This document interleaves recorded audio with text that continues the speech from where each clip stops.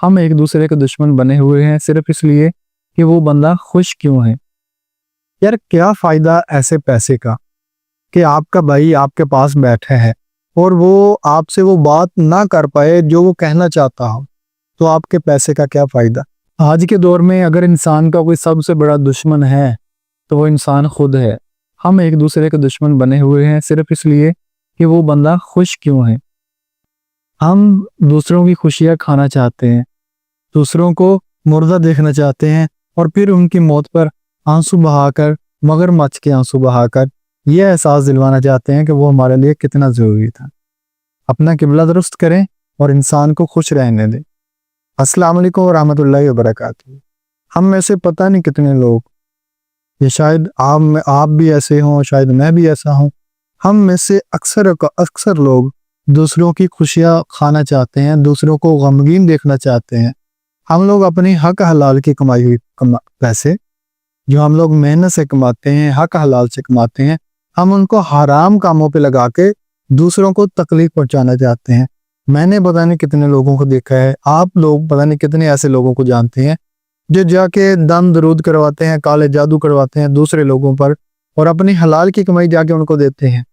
جو بھی کالے جادو کرنے والے ہوتے ہیں، جو بھی اس طرح کے لوگ ہوتے ہیں جو دین کے بگوڑے ہوتے ہیں نا، ہم اپنی حق حلال کی کمائی ان کو جا کے دیتے ہیں کہ فلاں بندے کا گھر اجاڑنا ہے، فلاں بندے کی زندگی کو اجیرن کرنا ہے، اور فلاں بندے کے ہم رزق میں بندگی کرنی ہے، جبکہ رزق کا وعدہ اللہ تعالیٰ نے کیا ہو۔ جب تک ہمیں یہ باتیں سمجھ نہیں آتی نا کہ اللہ تعالیٰ نے جو ہمیں فرمایا ہے، ہم اس میں ٹکا بھی نہ آگے کچھ کر سکتے ہیں، نہ اس میں کوئی کمی کر سکتے ہیں۔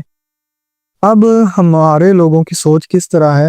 ہمارے لوگوں کی سوچ یہ ہے، اگر کوئی بندہ پیسہ کما رہا ہے نا، تو وہ اس کی سوچ یہ ہے کہ میں پیسہ کما کے نا فلاں بندے کو نیچا دکھاؤں گا، اس کے روز کے ٹائم نا اس نے مجھے خاک چٹوائی تھی، اس نے مجھے نیچا دکھانے کی کوشش کی تھی، اب میں جب امیر بنوں گا نا، میرے پاس جب پیسہ آئے گا، تو میں بھی اس کو نیچا دکھا کے اس کی عزت کم کروں گا، جبکہ ایسا کچھ نہیں کر سکتے آپ لوگ، نہ آپ کے بس میں ہے۔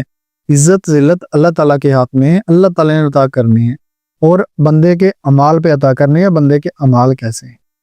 اگر ہم لوگ یہی سوچ رکھیں کہ یار میں پیسہ کماؤں گا تو اس کو نیچا دکھاؤں گا، وہ پیسہ کمائے گا وہ مجھے نیچا دکھائے گا، بھائی نہیں، پیسہ اگر آپ لوگوں نے کمانا ہے، دولت آپ لوگوں نے اگر کمانی ہے، تو اس نیت سے کمائیں کہ جس بھی بندے نے آپ کی تذلیل کی ہے اپنے عروج کے وقت، آپ نے اس بندے کو احساس دلانا ہے کہ بھائی پیسہ سب کچھ نہیں ہوتا، رشتے ضروری ہوتے ہیں، محبتیں ضروری ہوتی ہیں، تعلق ضروری ہوتے ہیں، پیسہ کوئی معنی نہیں رکھتا۔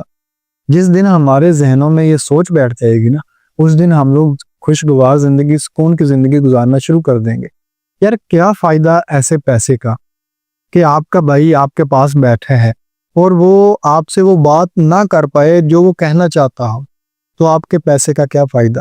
آپ تو پھر کذاب ہیں نا، کہ آپ اس کا درد ہی نہیں سن سکتے، نہ وہ آپ کو درد سنا سکتا ہے کہ کہیں بھائی میرا یہی نہ سمجھ لے یار مجھ سے پیسے نہ مانگ لے۔ ہم اکثر اوقات یار آپ کا 4-5 لاکھ کا موبائل کس کام کا ہے جب اس پہ کسی اپنے کی کال ہی نہیں آنی، یا آپ نے اس اپنے موبائل سے کسی اپنے کو کال کر کے اس کا حال حوال ہی نہیں پوچھنا، اس کے درد میں شریک ہی نہیں ہونا۔ آپ کے گھر میں 50 لاکھ 1.5 کروڑ کی گاڑی کھڑی کس کام کی جب آپ کسی اپنے کو اس گاڑی میں ڈال کے ہاسپٹل ہی نہیں جا سکتے، آپ اپنے گھر، اپنے رشتہ داروں کو، اپنے بہن بھائیوں کی طرف نہیں جا سکتے اس گاڑی میں بیٹھ کے، تو اس گاڑی کا کیا فائدہ؟ صرف اس لیے رکھی ہے اپنے گراج میں کھڑی رہی اور لوگ مجھے دیکھ کر خوش ہوں، یا لوگ مجھ سے جلیں کہ اس کے پاس گاڑی ہے ہمارے پاس کیوں نہیں ہے؟ بھائی جس دن ہماری سوچ بدلے گی اس دن ہماری دہلیز پر خوشیاں آئیں گی، ہم دوسروں کو خوشی پہنچائیں گے تو ہماری طرف خوشی آئے گی۔ جب تک ہم دوسروں کی خوشیاں کھاتے رہیں گے ہماری دہلیز پر کبھی بھی خوشیاں قدم نہیں رکھیں گی۔ اور اللہ تعالیٰ نے ہمیں اشرف المخلوقات بنایا، تو سب سے جو اعلیٰ درجہ ہے ہمارا اسی کی طرف آ جاتے ہیں۔ اشرف المخلوقات کا کام کیا تھا؟ عبادت کے لیے اللہ تعالیٰ کے فرشتے کوئی کام نہیں ہے، اللہ تعالیٰ عبادت ان سے بھی کروا سکتا تھا۔ ہمارا کام تھا اپنے دوسرے بھائیوں کے کام آنا، اللہ کی باقی مخلوق کے کام آنا، اور ہم لوگوں نے اشرف المخلوقات بننے کی بجائے ہم نے شیطان بننے کو ترجیح دی۔ ہم لوگ شیطان کے نقش قدم پر چلتے ہیں، ہم لوگ انسانوں کا جینا حرام کر رہے ہیں، اللہ تعالیٰ کی باقی مخلوق کا جینا حرام کر رہے ہیں۔ ایون کہ یار ہم لوگ بے زبانوں پر ظلم کرتے ہیں، بے زبانوں پر اتنا ظلم کرتے ہیں. پچھلے دنوں شاید آپ نے دیکھا ہو سندھ میں ایک اونٹ کی ٹانگ کاٹی تھی. اس طرح کے پتہ نہیں کتنے واقعات آتے ہیں. ہم اشرف المخلوقات ہونے کی صفت جو ہے نا ہمارے اندر اس کو بھول چکے ہیں. اشرف المخلوقات کی صفت کو پہچانے اپنے سب سے پہلے اپنے آپ کو پہنچانے ہمیں فرشتوں نے سجدہ کیا تھا. کس لیے؟ کہ ہم اشرف المخلوقات ہے، سب سے اعلیٰ مخلوق ہے. اور سب سے اعلیٰ مخلوق کیا کر رہی ہے آج کے دور میں؟ دوسروں پر جادو ٹونا کروا رہی ہے، دوسروں کی خوشیاں تباہ کر رہی ہے، دوسروں کو گھروں میں لڑائی جھگڑے فساد پیدا کر رہی ہے. خدا را اپنے آپ کو پہنچانے اور سب سے بڑی جو بات ہے اور سب سے اعلیٰ جو ہمارا مقام ہے کہ ہم امت کس نبی کی ہے، ہمارے نبی نے ہمیں کیا سکھایا تھا. اب ایک چھوٹی سی آپ کو حدیث بیان کر دیتا ہوں. ہمارے نبی علیہ السلام نے فرمایا تھا کہ جب تم قبرستان کے پاس سے گزرو تو وہ جو مردہ ہے قبرستانوں میں ان کی مغفرت کی دعا کرو. کیا حکم دیا گیا؟ جو مردہ ہے ان کی مغفرت کی دعا کرو. ہمیں حکم یہ دیا گیا، لیکن ہم لوگوں نے تو زندہ انسانوں کو جینا حرام کر رکھا ہے، تو مردوں کے ساتھ ہم کیا کرتے ہوں گے؟ خدا را اپنے نبی کی تعلیمات پر عمل کریں، اپنے رب کی تعلیمات پر عمل کریں، اپنے رب کے حکم کو مانیں، اسی میں ہماری بھلائی ہے. اگر ہم لوگ باغی ہو گئے نا، ہم لوگ شیطان کے نقش قدم پر چل پڑے تو تباہی ہے، بربادی ہے، دنیا میں بھی اور آخرت میں بھی. اپنے رشتوں کو مضبوط کریں. پیسہ، دولت، کاروبار یہ کوئی معنی نہیں رکھتا. آپ کی آج آنکھیں بند ہوگی نا تو آپ جس اولاد کے لیے چوری یا ڈکیتی یا دوسروں کو لوٹ مار کر رہے ہیں نا، یہ اولاد آپ کی قبر پر فاتحہ خوانی کرنے نہیں آئے گی. آپ اپنے طور پر کسی قبرستان میں جانا، وہاں پر دیکھنا جو سب سے خستہ حال قبر ہوگی نا، پوچھ لیجیے گا وہ وہاں کے سب سے امیر بندے کی ہوگی جس نے چوری یا ڈکیتی یا دوسروں کے حق مار کے پیسہ کمایا تھا اور اپنی اولاد کے لیے چھوڑ کے گیا تھا. اور وہی اولاد وہ پیسہ خرچ کرنے میں مصروف ہے، ان کو اتنا ٹائم ہی نہیں ملتا کہ جا کے باپ کی قبر پر مٹی ڈال دے، باپ کی قبر پر پانی کا چھڑکاؤ کر دے، باپ کی قبر کو صاف کر دے، اس کی مغفرت کی دعا کر دے.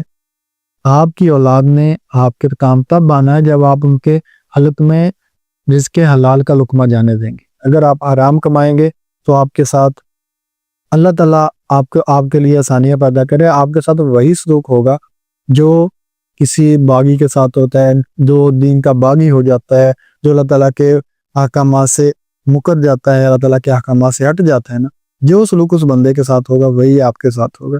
انہیں کہ آپ نے اللہ تعالیٰ کے احکامات نہیں مانے، آپ لوگوں نے اپنی اولاد کے لیے وہ مال کمایا جس سے منع کیا تھا ہمارے نبی نے بھی اور ہمارے رب نے بھی. تو کوشش کریں رزق حلال کمائیں، پیسہ اس نیت سے کمائیں، دولت اس نیت سے کمائیں کہ ہم سب سے پہلے اس میں سے غریبوں کا حق نکالیں گے، غریبوں تک ان کا حق پہنچائیں گے، اس کے بعد خود پر لگائیں گے. لیکن ہم یہاں پہ تھوڑا سا الٹا چلتے ہیں.